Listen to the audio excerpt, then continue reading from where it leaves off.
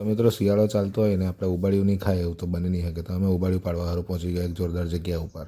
ત્યાં એક ખતરનાક વોચમેનની જગ્યા પર પોયરો મળ્યો અને હાથ જોડ્યા અમને કીધું તમારે અંદર જાઓ અને ઉબાડિયું બનાવો. જે મહેનત કરે તે જ પેલું કરે, બીજા તો બધા બેહીને આઈતું જ ખાવા આવેલા પછી અમારા મોંઘા રસોયા એકલા ઉબાડિયું બનાવવું પડે એટલે અમને આવી બધી ગાદ દીધી. પણ અમે તો ઉબાડિયું ખાઈને જ રહેવાના એટલે બેહી રહ્યા.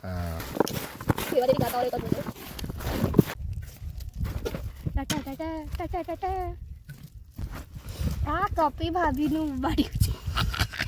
જેને ભાવે તેને ભાવે, જેને ભાવે એને બહુ ભાવે. ચાલો બહુ હોશિયારીની મારો હે કે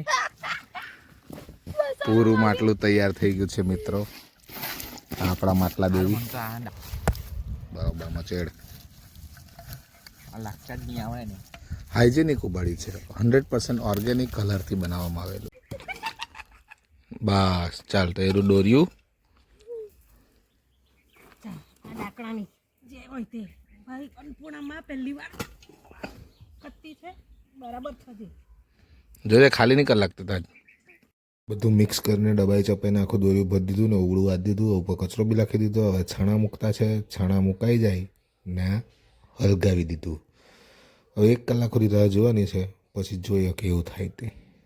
કલાક થઈ ગયો મિત્રોને. હવે જો આ બે એવા માણસ જે લોકો દોરિયા ઉભરા તો બહુ વાર લાપા કોઈ હીધા નહીં કરલા. હવે જોઈએ લોકો કેમ હીધું કરતા છે તે પછી ખબર પડે આપણું ઉબાડિયુંની હાલત શું છે તે. કે લાવવા જ પડે તો આયરું બહુ મસ્ત થઈ ગયેલું, આખો કલર આવી ગયેલો.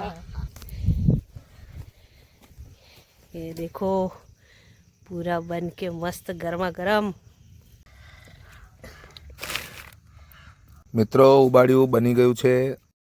ચાલો તો હવે આપણે ખાવાના ચટણી, ઉબાડિયું ને છાશ. તમે બી બનાવીને ટ્રાય કરજો, શિયાળામાં મજા આવી જાય.